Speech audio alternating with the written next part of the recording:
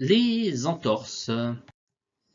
Alors, il n'y a pas de prérequis pour suivre cette capsule, mais vous pourrez la mettre en lien avec l'examen clinique en traumatologie, bien sûr, et les fractures.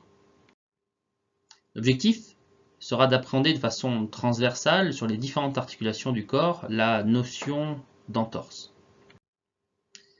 Alors, les entorses, ce sont des lésions des ligaments d'une articulation sans déplacement des surfaces articulaires. Elles sont dues à un mouvement brutal de l'articulation lui faisant dépasser ses amplitudes normales. On va distinguer les entorses bénignes, où les ligaments sont simplement distendus, des entorses graves où ils sont rompus. Parlons de la physiopathologie des entorses. La capsule articulaire. Alors, qu'est-ce que la capsule articulaire? La capsule est une formation conjonctive résistante et constante dans les diarthroses. Elle possède deux types de fonctions. Un rôle de contention et de protection des surfaces articulaires, de la membrane synoviale et de son liquide. Un rôle de mobilité, dans la mobilité et dans la stabilité. Le tissu capsulaire étant très peu élastique, il limite les amplitudes de façon excessive.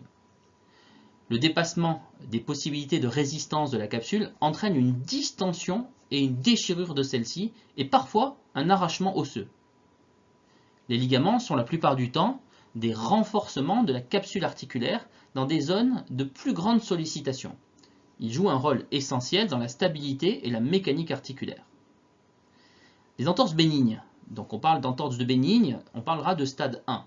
Donc ce sont des simples étirements ligamentaires ou des micro-ruptures sans solution de continuité ligamentaire. La douleur est vive puisque les filets nerveux sont conservés. Elle est déclenchée par la moindre mobilisation ou par la palpation du ligament. La stabilité passive de l'articulation est conservée. Les entorses moyennes, dites de stade 2, donc elles correspondent à une rupture partielle d'un ou de plusieurs ligaments. La douleur est vive, accompagnée d'une légère impotence fonctionnelle. Les entorses graves de stade 3 correspondent à une rupture complète du ligament, soit en plein corps, soit accompagné d'un arrachement osseux.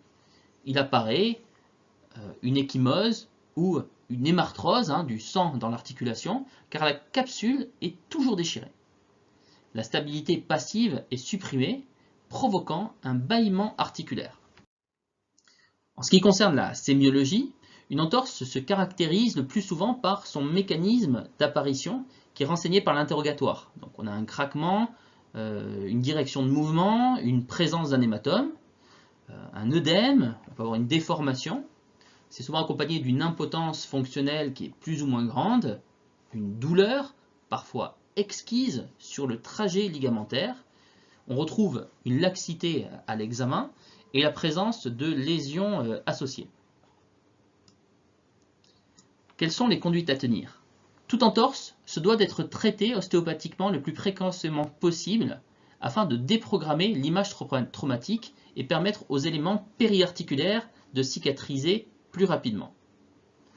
Donc c'est particulièrement vrai pour les entorses de stade 1 et moins vrai pour les entorses de stade 2 ou de stade 3, dont l'urgence sera à prendre en compte dans votre diagnostic d'opportunité. Toutefois, si jamais vous avez un doute qui subsiste quant à la présence d'une fracture associée, il faudra absolument ne pas se faire l'économie notamment d'une radiographie afin d'objectiver la lésion. Donc il faudra évidemment réadresser votre patient à son médecin. L'immobilisation qui s'en suivra sera aussi fonction des résultats de cet examen. Une entorse simple, sans fracture, sera immobilisée par une attelle simple, le plus souvent environ 3 semaines. Une entorse avec fracture pourra être plâtrée.